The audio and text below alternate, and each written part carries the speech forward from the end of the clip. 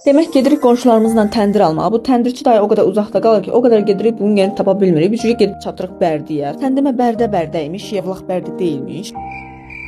Dala qayıdıb karvan keçməz yerlərdən keçib çatırıq təndirçi dayı. Başlayırıq öz kriteriyalarımızdan danışmağa. O da deyir, yox, bizdə alınmayacaq. Özü də burada belə bomba mənzərəyə qarşı hazırlayır təndirlərini. Nəysə biz sifarişimizi veririk. O da deyir ki, bir 10-12 günə hazır olacaq. 12 gündən sonra hazır olur təndirlərimizi gətiririk. Birinci bizim təndirimizi qoyuruq. Bax necə qəşəngdir. Gedirik qonşunun təndirini qoymağa. Qonşu dediyi bibib gəldi, mənə şurqalamasın. Sonra mən ancaq bu təndirçi dayının saxla sözünü eşidirəm. Yazıq kişi saxla deməkdən bitər olur. Başa düşmürəm. Saxla deyir, saxlayın da.